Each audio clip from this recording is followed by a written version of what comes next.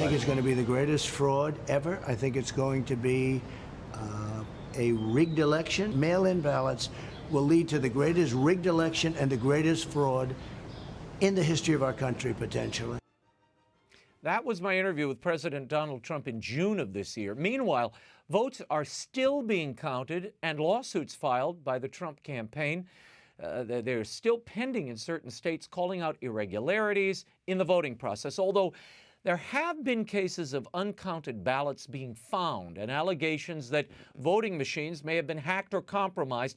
Is there sufficient evidence to prove widespread voter fraud? And if so, did irregularities tilt the election in favor of Joe Biden? With deadlines approaching to show such proof, chairman of the American Conservative Union and co-chairman of the Catholics for Trump, Matt Schlapp, is here with a quick update. Matt, where do things stand at the moment? The Biden campaign's already moved to transition mode. Trump campaign lawyer Sidney Powell suggested, well, I'll play bites. This is a bite of Sidney and Rudy Giuliani. Listen. We cannot allow these crooks, because that's what they are, to steal an election from the American people. Joe Biden is in the lead because of the fraudulent ballots, the illegal ballots that were produced and that were allowed to be used after the election was over. Give us an opportunity to prove it in court, and we will. We are going to take this country back. We are not going to be intimidated. We are not going to back down. We are going to clean this mess up now. President Trump won by a landslide. We are going to prove it. Matt, I want your reaction to this. And what irregularities have you seen that you can prove so far? Yeah, Raymond, I've been involved in politics and in campaigns my entire adult life. I'm here in Las Vegas now. When I hit the ground with the expert team we have on the ground, we have found tens of thousands of examples of illegal ballots which are already in the count. The biggest treasure trove of illegal ballots are these ballots that the president warned us about that went through the mail. Half the ballots in the state of Nevada went through the mail. And election officials and the Democrats in charge of the state assured everyone, including in the court of law, that there would be a security process by which illegal votes would be kicked out. And what we found in Nevada is those ballots were thrown into the count. And that means that there's enough fraud in Nevada to overturn the results and give the 6 electoral votes to Donald Trump. It's similar themes in Pennsylvania and Georgia, although the facts are slightly unique to each state. Mm-hmm. This presser today was supposed to lay out paths to victory. I haven't seen those, though. Rudy and the others there weren't really clear on what the path to victory looks like. Do you know what it is?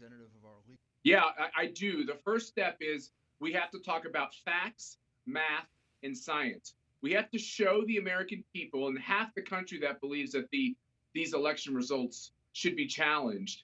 The facts of voter irregularity. As I said, in this state, there's so much of it, it would actually flip the result.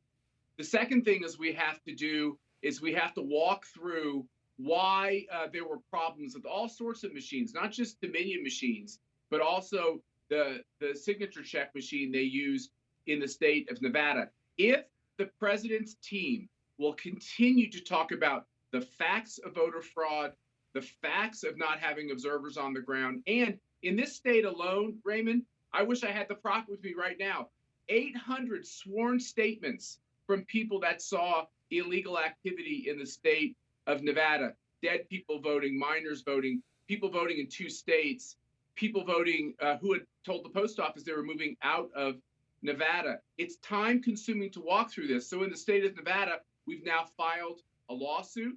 We'll see as the judge gets picked.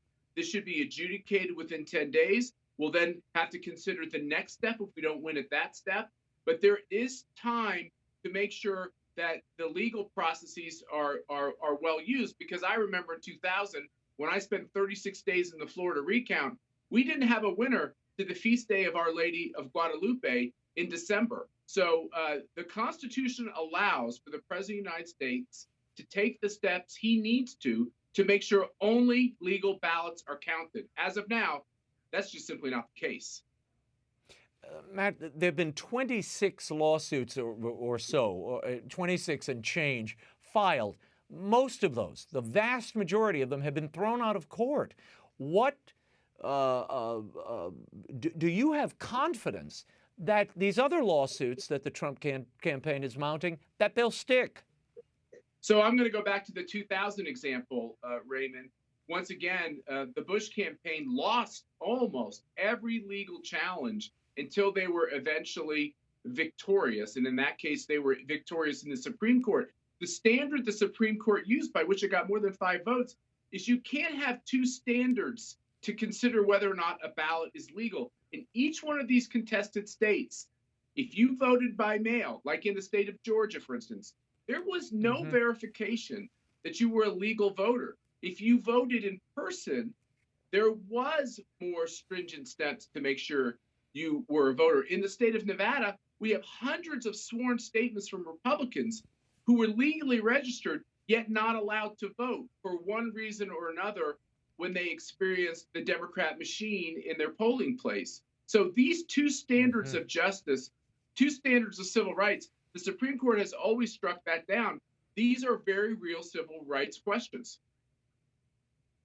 Let's talk about which states the courts might overturn. I mean, Michigan has certified its vote. They claim Joe Biden's the winner.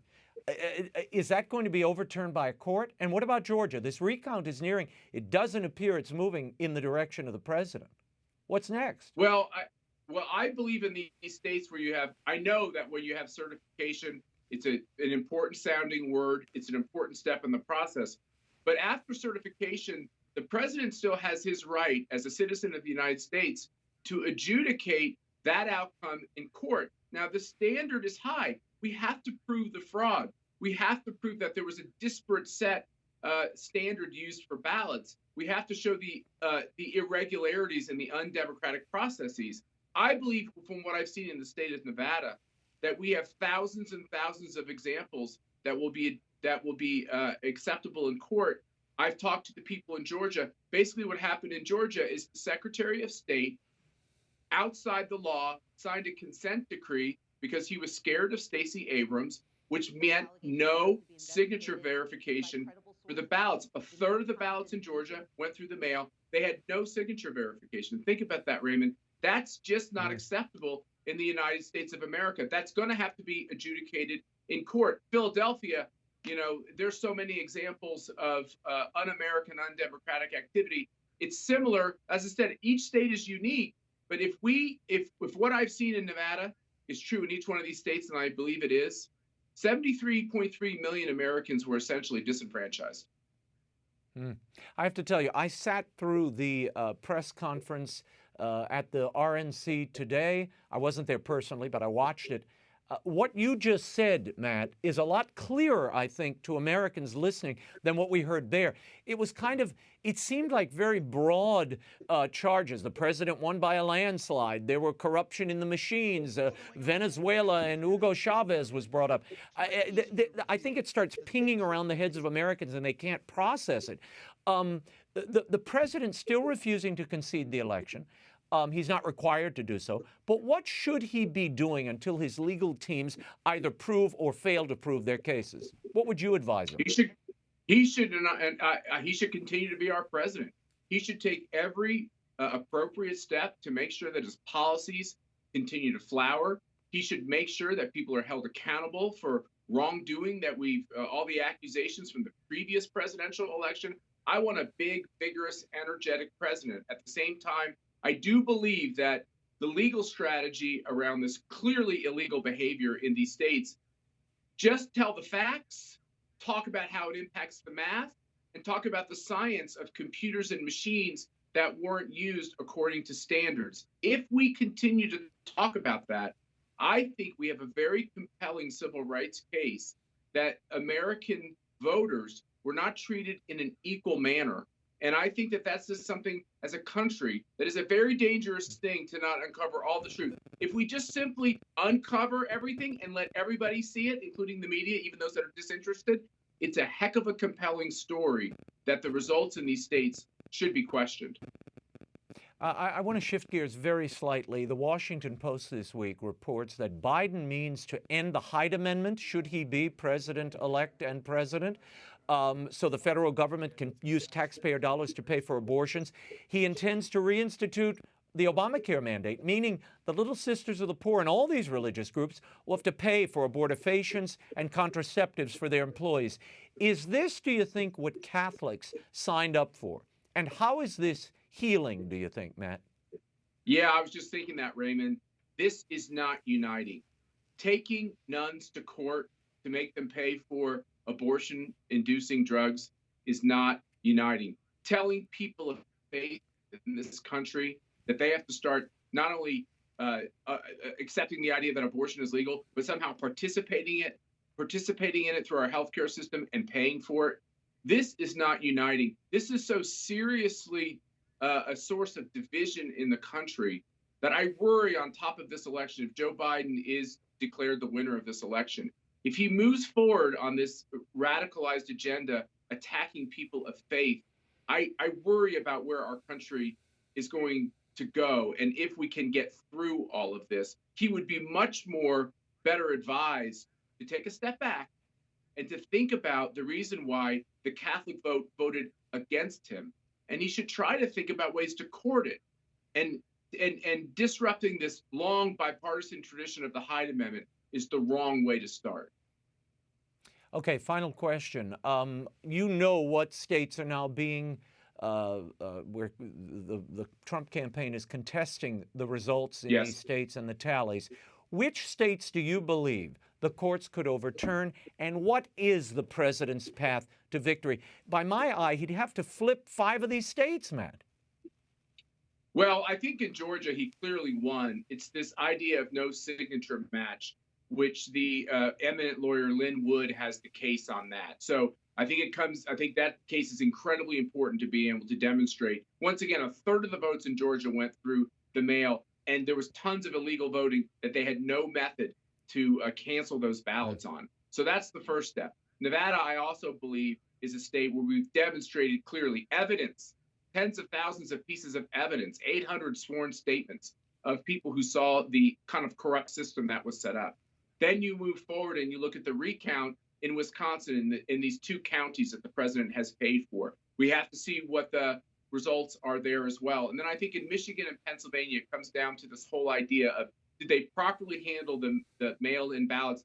Was there the proper democratic norms of observers? And Raymond, think about this. If these election results from these states had occurred overseas, there's a chance the UN wouldn't have accepted these results. There's a chance that our own State Department wouldn't have accepted these results. When Jimmy Carter gets on an airplane and goes to a foreign country to observe the elections, he doesn't have to do it 100 yards away or trying to see through barriers. He gets to walk to the table, look at the ballots, touch the ballots, see what's happening. That should happen in America if we mandate that overseas. If this doesn't go the president's way and the results stand as they are now, what should his posture be going forward? There's one thing to concede and there's another thing to accept. The level of cheating that went on in this election is something that I am almost nauseated over. I can't believe what we've seen on the ground here in Las Vegas. It was always a rumor, but I've now got to wallow through the muck. So you can accept the result. It doesn't mean you have to kind of give your acceptance of the fact that the process was fair. And I think you don't have to give your imprimatur to the results. I don't think I ever could after seeing what happened in Clark County. But there is acceptance over the fact that only one person is going to win this race. And I think the president moving forward should do what previous Republican presidents didn't do. He ought to stay in the game. He ought to stay on Joe Biden and criticize him when he's wrong.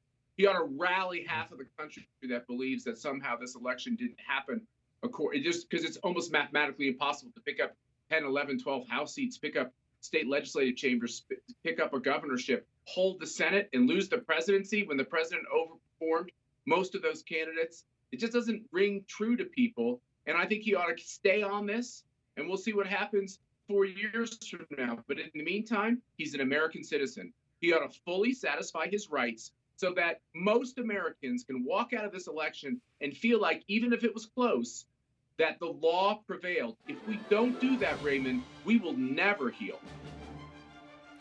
Matt Schlapp of the American Conservative Union, thank you for being here. Thank you, sir.